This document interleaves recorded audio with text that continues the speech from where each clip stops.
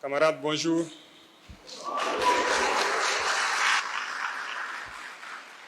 Je dois avouer que c'est avec un immense plaisir que nous sommes là ce matin pour ces échanges fructueux et aussi profiter et donner la suite de notre vision, les perspectives en cours pour que nous puissions ensemble tracer notre itinéraire, comme ils l'ont dit, rester sur cet itinéraire jusqu'à l'objectif final.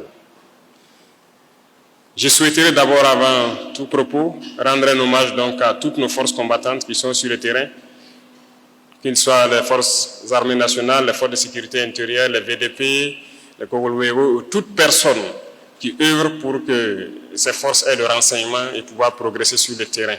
Nous leur rendons hommage et c'est grâce à eux que nous pouvons aujourd'hui nous retrouver donc, dans certaines forêts pour planter des arbres médicinales comme on a lancé ce matin. Et c'est grâce à eux que nous pouvons nous retrouver aussi ici pour pouvoir communier, échanger sur la question donc, du développement de notre patrie. Nous avons choisi la région du Centre-Sud pour le lancement donc, de notre campagne de reforestation, mais surtout des bosquets à plantes médicinales. Parce que dans le système de santé, nous sommes dans une réforme pour prendre en compte nos plantes médicinales, qui sont donc des valeurs culturelles que nous avons depuis longtemps. Nos ancêtres se sont soignés à partir de ces plantes. Jusqu'aujourd'hui, nous nous soignons à partir des plantes. Nous voulons donc développer cet aspect pour que nous ayons le choix de nous soigner avec les plantes ou avec la médecine moderne ou en combinant les deux. Et d'ailleurs, nos chercheurs sont à pied d'œuvre pour nous permettre de nous recentrer sur nos plantes. Et je pense qu'ils ont déjà découvert beaucoup de médicaments à des dosages bien définis à partir donc de nos plantes médicinales qui contiennent des molécules naturelles et assez bien pour soigner beaucoup de maux. Donc, Manga est réputé pour sa médecine traditionnelle aussi. Donc nous avons choisi d'être dans la région ici pour faire le lancement et l'activité va se poursuivre sur toute l'étendue du territoire, dans les différentes provinces et nous espérons dans les années à venir avoir des bosquets de ce genre dans tous les départements du Burkina Faso et que tous nos savants en la matière puissent exprimer aussi leur talent. J'ai planté une petite forêt dans ma petite ferme et tous les jours que je pars et que je suis sous les arbres, je suis très content. Ça fait une fierté qu'on ne peut pas exprimer. Donc j'exhorte tout le monde à pouvoir planter, entretenir et voir l'arbre grandir. Ça fait vraiment plaisir. Il y a beaucoup de doléances qui ont été portées donc à travers les échanges tout de suite, mais qui peuvent se résumer en quelques doléances, parce que les doléances se recoupent. Et j'irai donc point par point, si je peux dire, point groupé, pour vous expliquer où est-ce que nous en sommes, où est-ce qu'on part. Parce que c'est très important à chaque moment de pouvoir échanger et de vous dire à quelle étape nous sommes et là où on part. C'est ça aussi la révolution. La révolution, c'est communiquer et faire comprendre au peuple, aux masses populaires, qu'est-ce que nous sommes en train de faire et vers où nous allons poursuivre. Et tant qu'on ne communique pas, on ne peut pas se comprendre. Donc il y a nécessité à tout moment, lorsque l'occasion se présente, de pouvoir communiquer. Vous voyez que les ennemis de la nation, ils ne manquent pas en tout cas d'encre ou de salive pour parler, voilà, je dirais contre le Burkina ou contre l'AES. Et il y va de soi que nous aussi, nous puissions communiquer comme on peut pour que le reste du monde comprenne que ce qu'ils disent du Burkina n'est pas forcément ça. Et je tiens ici à saluer la présence donc, de M. Onana parmi nous, un international footballeur camerounais, qui est venu soutenir son frère Bertrand pour les activités de sa fondation et qui nous a accompagnés ce matin donc, au niveau de la forêt là-bas pour la plantation et qui sont actuellement dans la salle ici. Et je pense que c'est une preuve.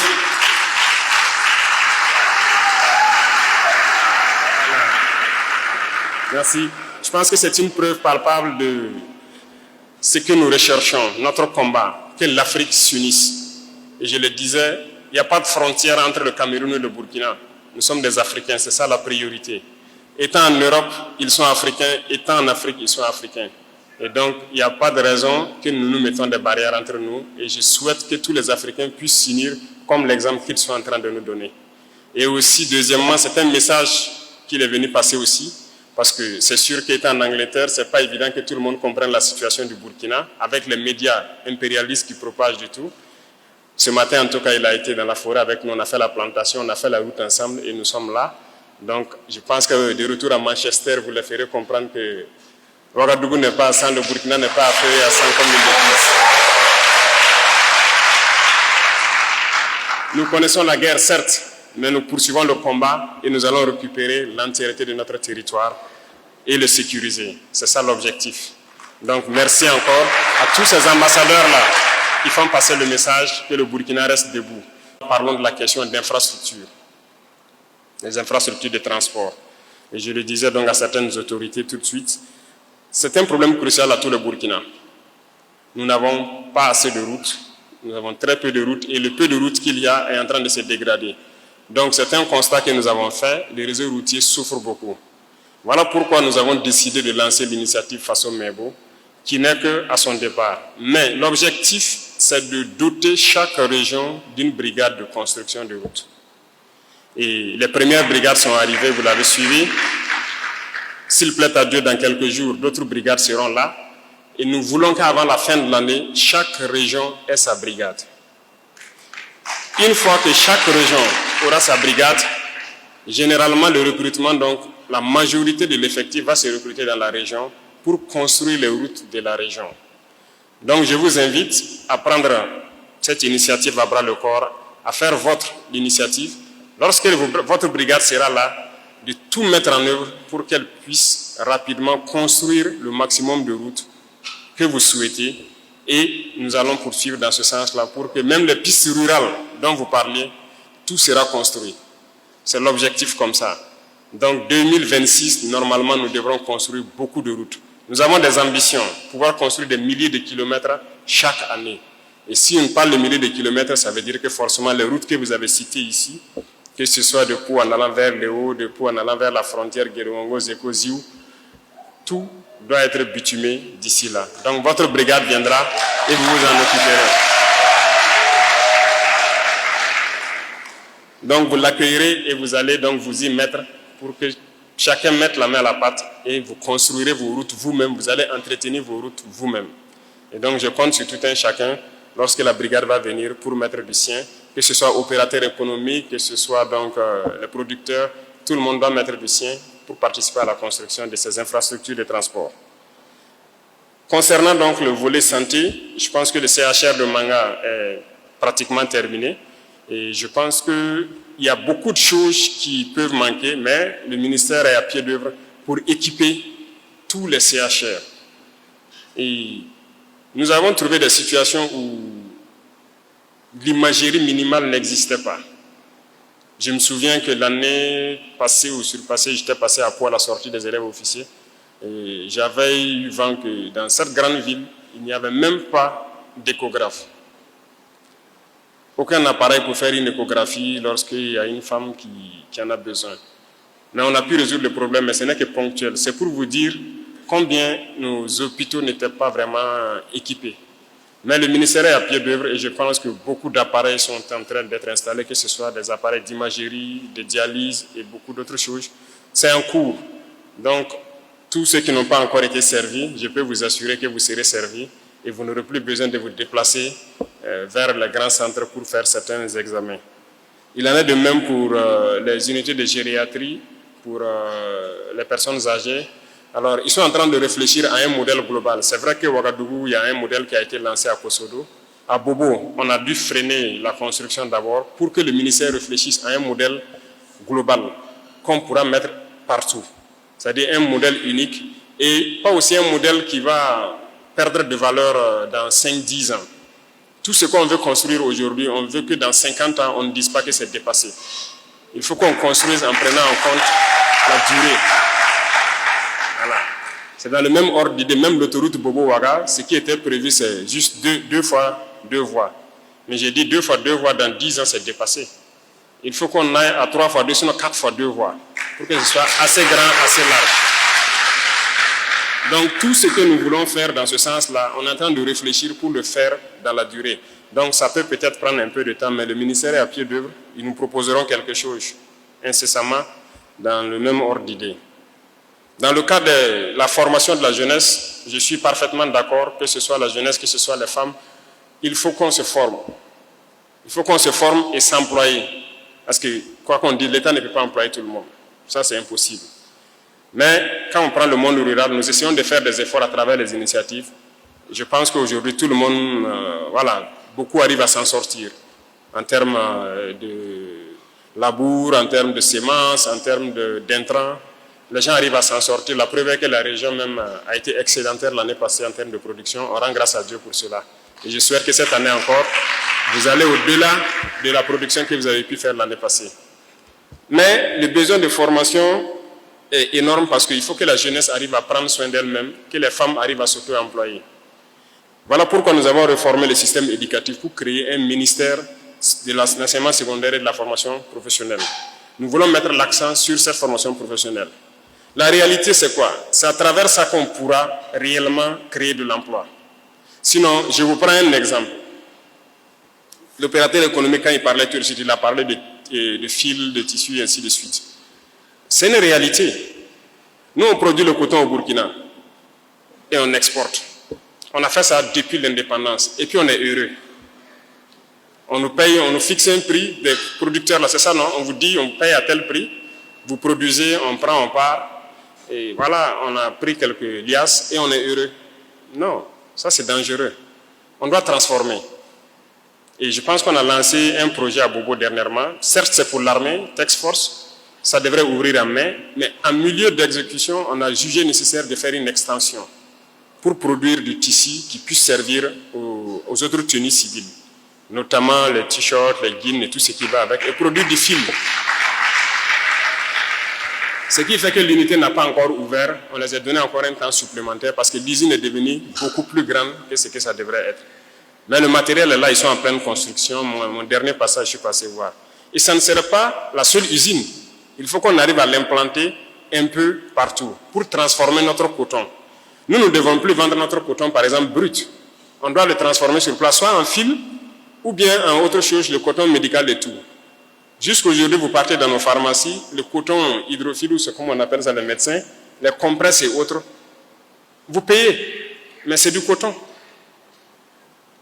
On paye votre kilo de coton à 200 et quelques, on le transforme, vous partez payer quelques grammes à 1000 francs. Mais c'est la formation professionnelle qui peut nous amener à créer ou bien entretenir des machines qui doivent nous permettre de transformer ça. Voilà pourquoi on est en train de mettre l'accent sur ça. Et toute notre production d'ailleurs, production agricole, il faut qu'on forme nos mamans, nos sœurs à la transformation. Parce qu'aujourd'hui, elles essaient de le faire à petite échelle, mais il faut qu'on arrive à le faire à grande échelle. Sinon, tout ce qu'on exporte brut, et après, on part payer encore le produit fini. Ce n'est que notre emploi qu'on exporte. On est concentré là-dessus parce que c'est un défi. Et il faut qu'on le réussisse.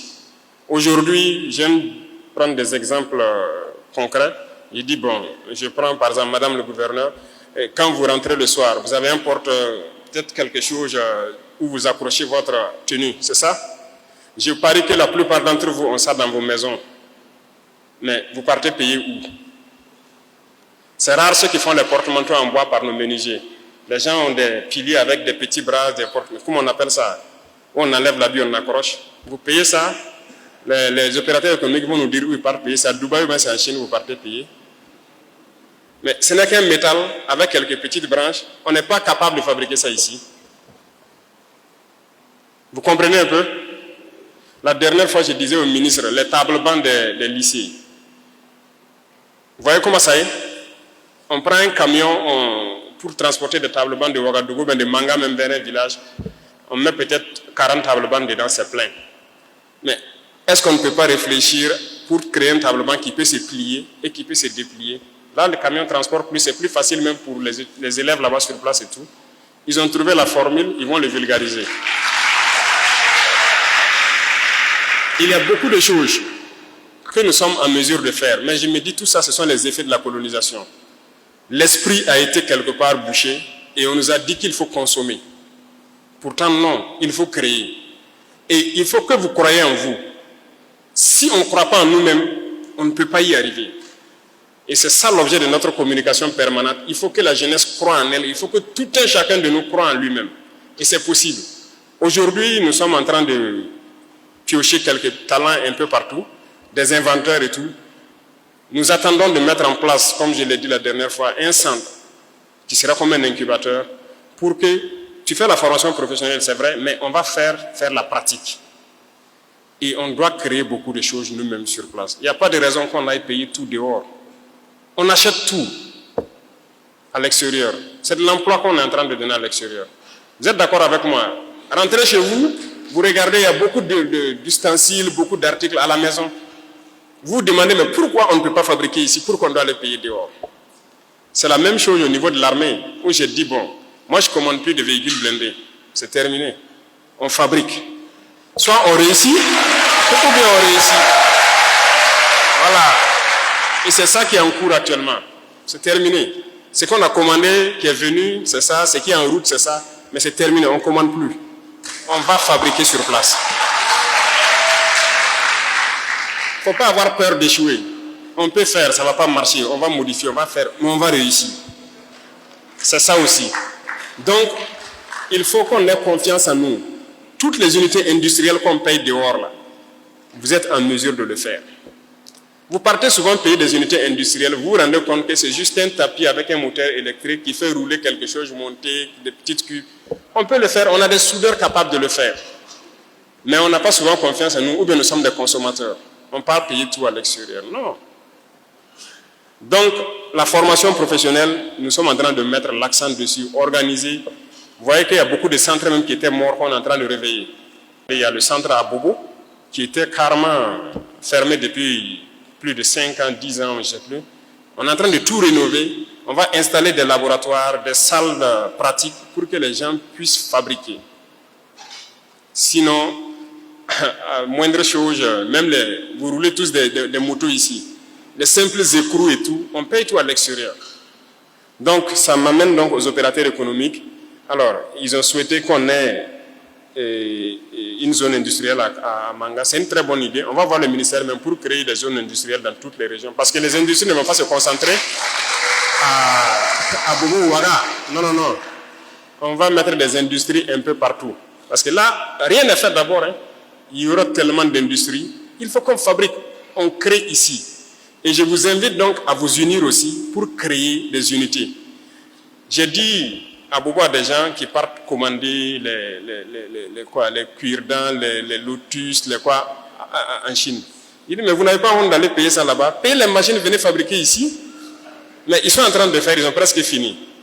Et donc ceux qui partent payer les écrous, les pions, les trucs des motos là, comment on appelle, pièces détachées. Mais payez les machines, venez fabriquer ici. On en a, non? Il y a des techniciens qui sont en train d'être formés actuellement dans certains lycées techniques à manipuler ce genre de machines-là. Et donc, on doit pouvoir créer beaucoup de choses sur place. On ne peut pas continuer à aller payer à l'extérieur. Même le ministre de l'Agriculture, il n'est pas là. Je l'ai dit l'année passée, on a passé le marché d'un certain nombre d'articles le matériel agricole qu'on a remis. Mais j'ai dit 2026, quand on va remettre la quasi-totalité là, ça doit être fabriqué au Burkina. Et on est sur ça. Donc, lui, il travaille avec le ministre de l'Enseignement technique pour qu'il puisse sortir les jeunes talents des écoles et fabriquer. Donc, les centres de formation vont continuer à naître et on va continuer à former la jeunesse, à former nos mamans, nos sœurs, à la transformation, aux unités industrielles pour que notre pays puisse être industrialisé et qu'on transforme tout sur place. Et je dis industrialisé, je n'ai pas dit robotisé. Parce que je suis aussi contre la robotisation excessive là. Voilà, où une unité industrielle où peut-être 1000 personnes doivent travailler, on se retrouve à tout mettre sur l'intelligence artificielle, tout est mécanisé. Finalement, c'est 2 personnes qui travaillent, c'est les machines qui font le reste. Ça aussi, je suis contre ça. Donc, on va faire en sorte que nous soyons au beau milieu, où la jeunesse est employée et la richesse est bien redistribuée un peu partout. Donc, nous sommes sur ce chemin. Donc, les questions de centre de formation, je pense qu'on a bien pris ça en compte. Les barrages, comme vous l'avez dit, c'est pour accompagner l'agriculture. On est très bien conscients. Vous avez vu les barrages qu'on a commencé à curer un peu partout. Si vous voyez les dates, on va vous dire que ça a été construit en 1950, en 1960, en 1900 combien? Ah, c'est grave. Même le barrage à Pau, on m'a donné l'histoire du barrage à Pau, le barrage vaut presque 100 ans. Mais c'est terrible. Tout est bouché actuellement. Mais qu'est-ce qu'on fait? Un peu partout c'est bouché. Voilà pourquoi on a réveillé l'ONBA.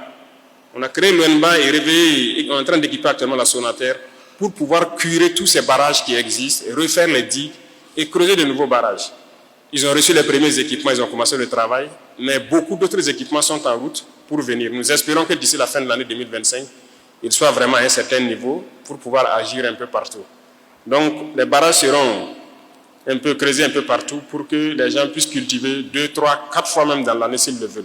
C'est la même chose que les forages profonds. Je pense que le ministère de l'Environnement est là, c'est ça? Vous avez lancé déjà la commande de foreuses. Voilà, ils ont lancé la commande de foreuses et nous espérons aussi avoir ça avant la fin de l'année. On veut faire des forages, aller au-delà de ce que vous connaissez, c'est-à-dire ne pas rester dans les 100 mètres, 150 mètres.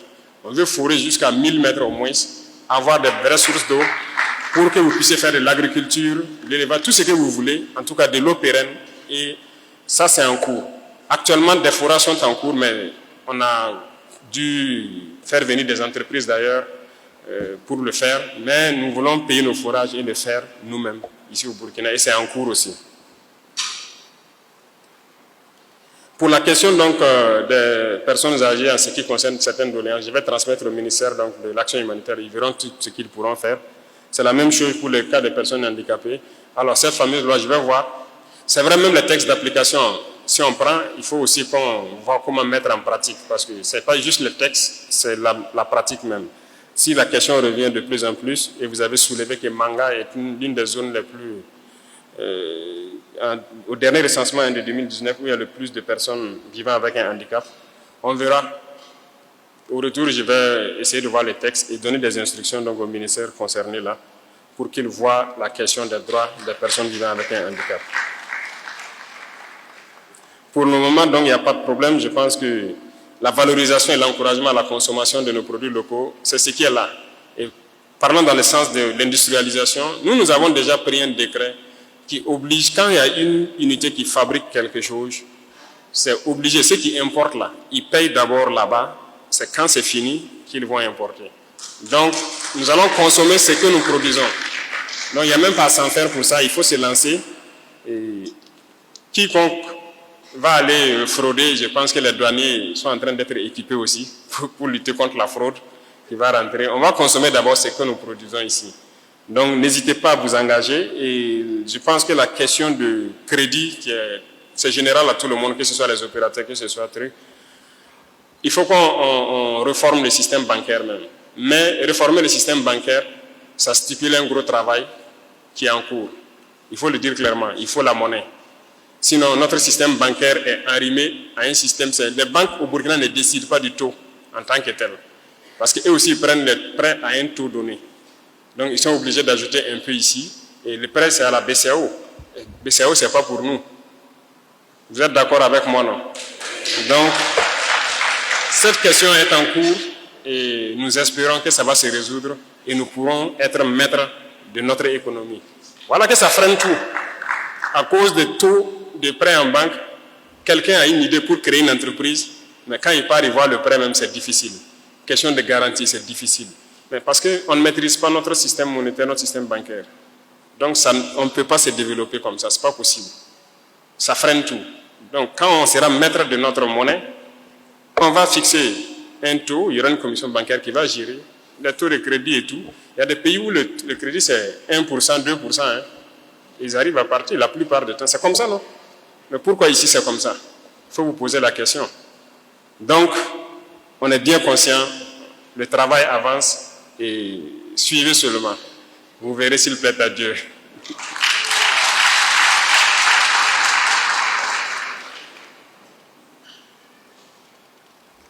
Pour le cas de la dette intérieure, je pense qu'il y a des efforts qui sont en train d'être faits au monde économique.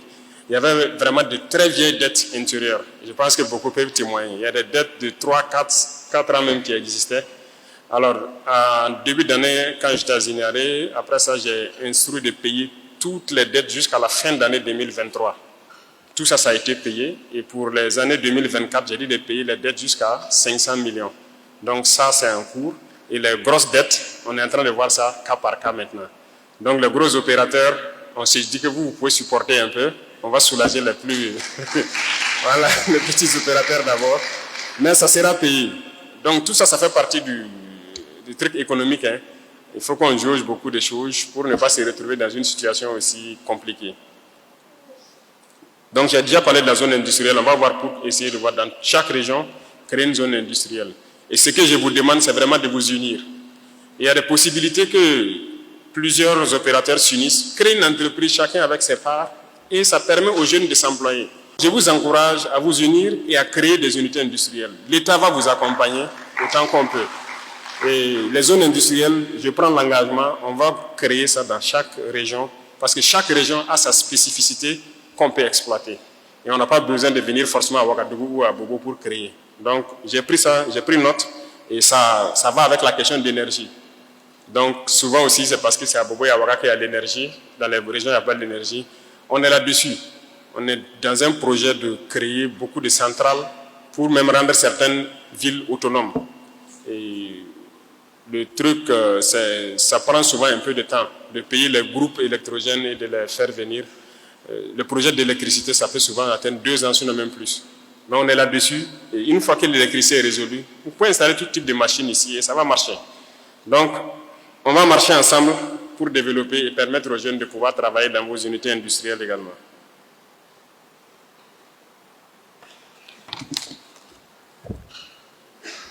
Je pense qu'il y a beaucoup d'autres questions qui rejoignent à peu près tout ce que j'ai pu déjà citer. L'accès au financement. Donc, venons maintenant au monde estudiantin. Alors, donc, comme ils l'ont souligné, nous avons déjà commencé à travers l'initiative, nous avons lancé un projet déjà ils ont commencé à construire un amphi au moins ici avec des bâtiments administratifs. Et c'est un peu partout au Burkina. Dans tous les centres universitaires, on a décidé de faire au moins un amphi, un bâtiment, ou 2 amphis, un bâtiment. Un peu partout, les constructions ont commencé. Mais on sait que ce n'est pas suffisant, mais on part au rythme où on peut. Donc, soyez indulgents et patients. Et on sait que le gap est très, très, très grand entre le nombre d'étudiants et l'infrastructure qui existe un peu partout au Burkina. C'est très déphasé. Mais nous sommes en train de travailler à remettre à niveau, que ce soit les salles de cours, que ce soit les laboratoires, on va tout remettre à niveau. Donc, il faut s'y mettre et nous donner juste un peu de temps pour qu'on puisse aller de façon très sereine. Donc, je peux vous prendre l'engagement, que ce soit même vos services sociaux, c'est-à-dire les restaurants universitaires, comment on appelle ça, les logements et tout ça. On est bien conscient, mais ça a commencé dans certaines régions et ça va venir aussi petit à petit dans toutes les régions. Parce que là, il faut qu'on s'y mette nous-mêmes. Les besoins d'eau potable, bon, il y a beaucoup de filières qui font l'eau potable. L'initiative qui construit creuse des forages. Le ministère de l'Environnement aussi est en train de creuser beaucoup de forages. Il y a beaucoup de projets, mais même des projets d'infrastructure où il y aura des forages dans des lycées et collèges et même des écoles primaires. Donc, on veut résoudre aussi la question d'eau potable dans toutes nos écoles parce qu'on a instruit de mettre en place, d'initier les enfants à l'agriculture. Et qui dit initier à l'agriculture, il faut forcément de l'eau potable. Donc, on a déjà réalisé dans beaucoup d'écoles qui ont déjà commencé à produire. Souvent, le ministre m'envoie des images de certaines écoles où vraiment les enfants apprennent à produire et c'est très bien. Donc, avec ça, l'eau potable, on est en train de creuser un peu partout dans toutes les écoles.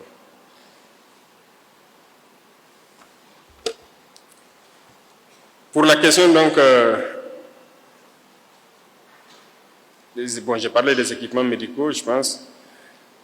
Tout ça, c'est un vaste programme avec l'initiative qui est en train de transformer les centres de santé. Vous voyez, les CSPS dans les différents départements, généralement, bon, l'infirmier est là, consulte les maladies courantes, et peut-être nettoyer quelques plaies. Dès qu'il y a une complication, il faut qu'il transfère vers un centre. Souvent, il n'y a pas d'ambulance, il n'y a pas autre chose. Donc, l'initiative a été créée pour mettre à niveau les centres de santé au niveau des départements.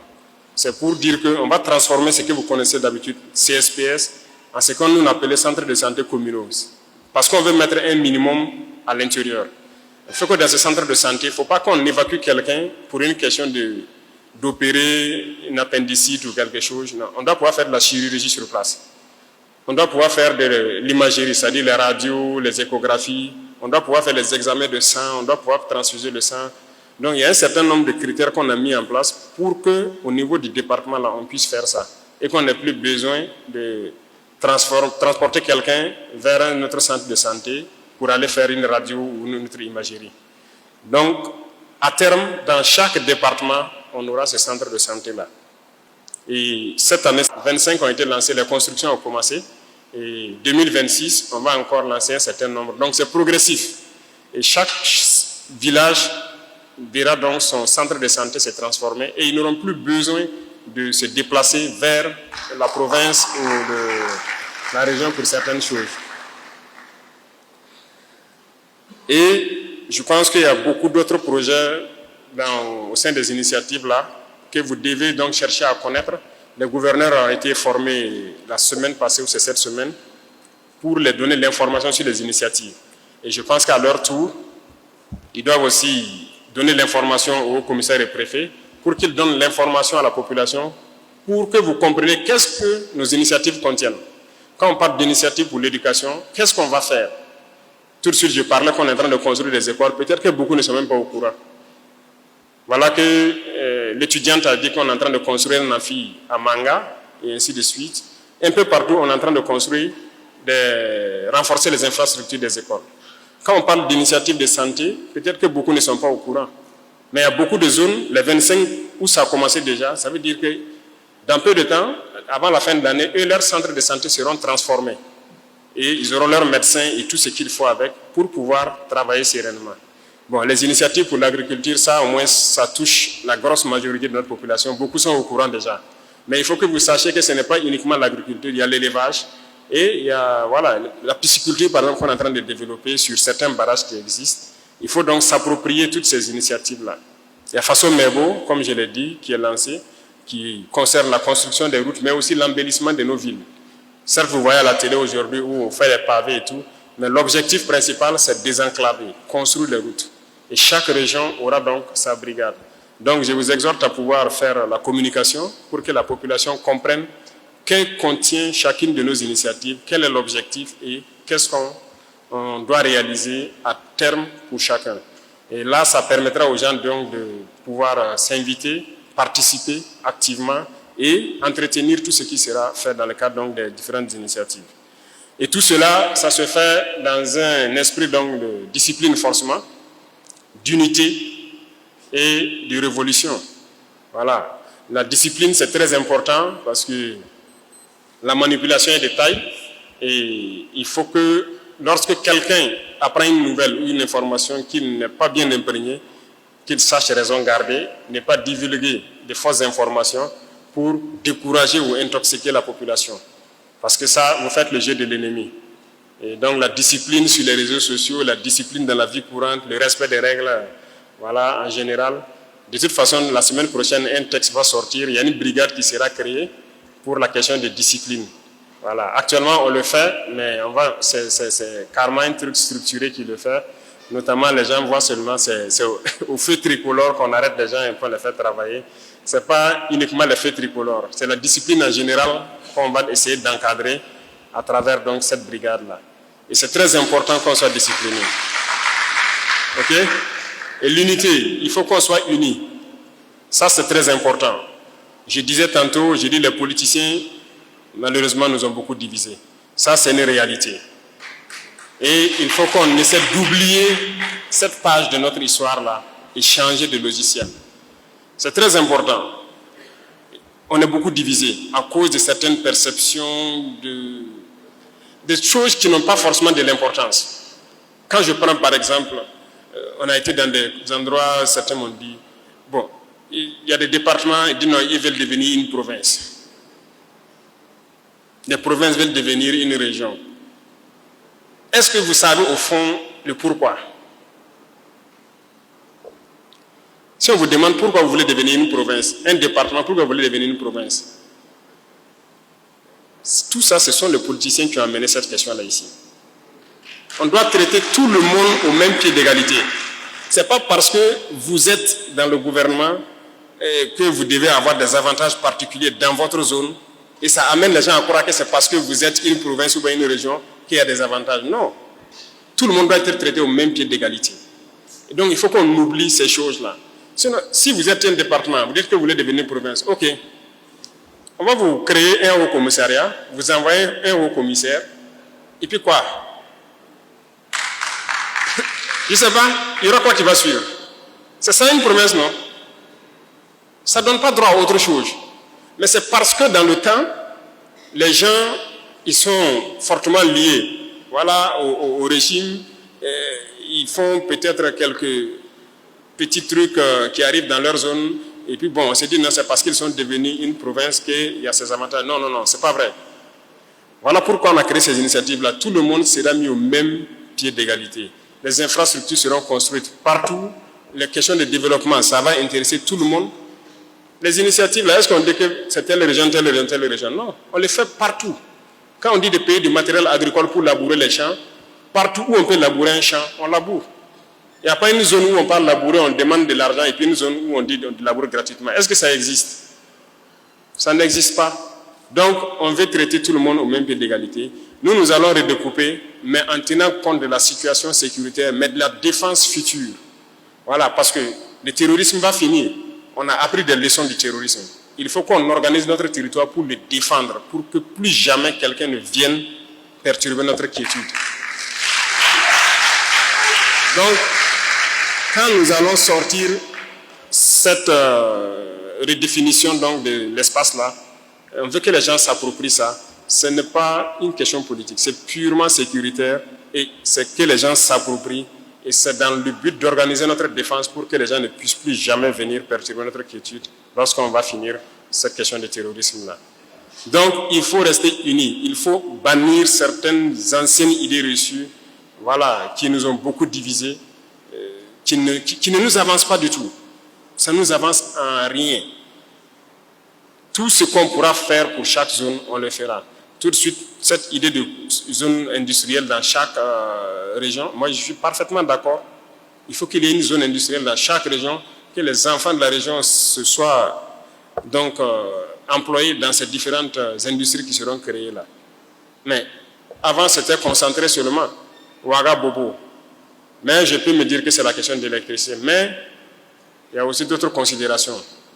Voilà. Donc, il faut qu'on arrive à oublier le passé politique là. Je ne sais pas comment vous expliquer ça, mais vous êtes au courant, vous connaissez de quoi je parle. Il faut surpasser ça. Il faut s'unir et pouvoir construire tous autant que vous êtes. Chacun peut apporter quelque chose. Et d'ailleurs, lorsque les 4 prochaines brigades vont venir, ça sera 6 régions, on va lancer une initiative pour que chacun contribue dans sa région pour construire les infrastructures de sa région. Donc, il faut vous préparer. Lorsque la brigade de la région sera là, ce sera vous qui allez cotiser pour construire toutes vos routes. Ce qu'il faut apporter, je veux dire, l'État va faire sa partition, mais chacun peut faire aussi ce qu'il peut faire. Actuellement, c'est ce qui se passe un peu partout à Bobo et à Ouaga. Donc, je souhaite que tous les leaders d'opinion, que ce soit les leaders coutumiers, les leaders religieux, il faut vous y mettre pour l'unité. Il faut que la jeunesse reste unie. C'est ce message-là qu'il faut prêcher. Et une fois que la jeunesse est unie, il n'y a rien à faire. Notre pays va s'en sortir et très vite. Donc je compte sur vous. N'écoutez pas les ragots de certaines personnes qui tentent de vous désinformer, de vous séparer, de vous diviser. C'est très dangereux parce qu'il y a des individus, on ne peut plus rien pour eux. Peu importe ce que vous avez fait, c'est-à-dire congénitalement, il est aliéné, il ne peut pas changer. Voilà. L'esclavage, là, c'est dans son gène. Il est génétiquement esclave, congénitalement aliéné. On ne peut pas les changer. Ces genres d'individus aussi, il faut les laisser continuer à taper leur tam-tam et vous avancer. Sinon, si vous voulez forcément changer tout le monde, ce n'est pas possible. Voilà. Il y en a qui ne croient même pas du tout en l'avenir du Burkina. Si vous lui dites que le Burkina peut se frayer sur son chemin sans être adossé à quelqu'un, il va dire que ce n'est pas possible. Et c'est ça. C'est dans la tête que ça se passe. Il y en a qui peuvent changer, il y en a qui ne peuvent pas changer. C'est la même chose. Quand on disait à l'armée française de partir, mais tout le monde a dit qu'on ne peut pas tenir. Un mois, c'est trop, on ne peut pas tenir. Le Burkina va s'effondrer, ils vont prendre Ouagadougou, c'est si. On est là. Il y a des Burkinabés. Et donc, soyez rassurés, je viens donc terminer sur les paroles donc, de la veille citoyenne. Soyez rassurés, tant qu'on voudra de vous, on viendra vous chercher. Donc soyez prêts. Mais je peux vous rassurer que le combat se poursuit et nous le poursuivons très bien. Dernière chose que je peux vous demander, ça c'est à nos mamans. Il y a un phénomène que j'observe sur le terrain et qui ne me plaît pas. Et je veux que chacun à son niveau puisse conseiller, voilà comment je peux dire, ceux qui sont sur le terrain. Les gens ont le courage, la rage de vaincre, mais souvent on a des pertes qu'on ne peut pas s'expliquer. Vous comprenez? Et ça, ce n'est pas intéressant.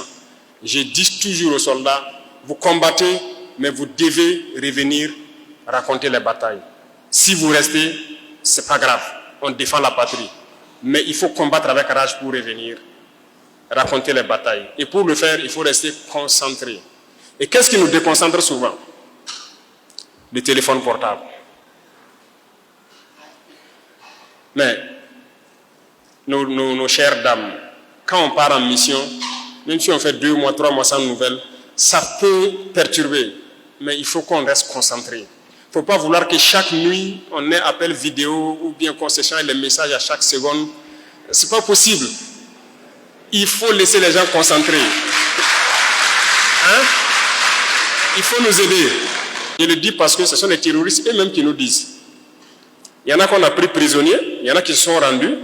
Et quand ils viennent, ils nous disent que non, c'est à travers les téléphones qu'ils arrivent à réussir certaines attaques. Et ils nous expliquent ça.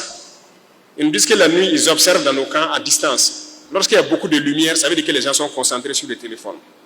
C'est à ce moment où ils profitent de s'approcher. Et la journée, ils regardent. Lorsque les gens sont concentrés sur les téléphones, ils profitent d'attaquer. Ils peuvent s'approcher de la sentinelle sans qu'ils ne sachent. C'est les terroristes eux-mêmes qui nous disent ça. Donc vous voyez comment le téléphone est dangereux. Partout où les gens n'ont pas été surpris, l'ennemi ne peut pas. Mais si vous êtes surpris, vous ne pouvez pas. Peu importe votre armement, peu importe. Si tu es surpris, tu n'as même pas pu démarrer ton véhicule, tu fais quoi? Tu es surpris, tu n'as pas pu monter sur ton arme collective, tu fais quoi? Vous pouvez faire l'expérience, vous vous asseyez avec votre téléphone, quelqu'un va venir faire tout autour de vous. Vous n'allez pas savoir. Et la jeunesse a besoin d'être conseillée. Donc ça s'adresse à tout le monde, les chefs coutumiers, les personnes âgées. Il faut conseiller les jeunes. Le pari sportif, quand je le dis pour là, encore par rapport à nos soldats, beaucoup sont concentrés sur ça, et même ils le reconnaissent. Et ça prend trop de temps. Imaginez un match, ça dure combien de temps là? C'est 90 minutes. Ils sont concentrés sur ça. Et c'est dangereux. Vous savez qu'il y a des soldats qui se suicident à cause de ça? Il a parié, il a tout perdu, et puis il prend son arme et se bute. Ah non. Chacun n'a qu'à réfléchir qu'est-ce qu'il peut faire pour sensibiliser, pour empêcher les gens de faire certaines choses. Si vous avez un ami sur le terrain qui passe le temps à vous faire appel vidéo ou quoi, il faut éviter. Dites-lui de se concentrer. C'est comme ça que vous allez sauver sa vie. Je compte sur tout un chacun pour pouvoir passer le message, sensibiliser et agir pour que le téléphone puisse nous permettre d'avancer plus vite. Voilà. Sinon, les gens ont le courage, la ténacité qu'il faut et tout. Les soldats burkinabés n'ont peur de rien. Il n'y a pas cette zone au Burkina où ils ne peuvent pas rentrer. Voilà. Dites qu'ils sont là-bas 1 million de terroristes. Si on dit aux soldats de partir, ils iront. Il n'y a pas cette partie du Burkina où ils ne peuvent pas rentrer. Donc ce n'est pas le courage qui manque. Ce n'est pas la ténacité qui manque. Donc, c'est possible d'aller plus vite. La preuve, on continue d'avancer sur le terrain. On va continuer d'avancer jusqu'à recouvrir l'entièreté de notre territoire. Et je souhaite donc que la santé soit au rendez-vous pour tout un chacun de vous dans vos entreprises. Que Dieu protège notre chère patrie. Que Dieu protège et accompagne nos forces de défense et de sécurité qui se battent sur le front. Et qu'ils reviennent nous raconter les batailles et les victoires qu'ils ont engrangées. Restez concentrés, la patrie ou la mort.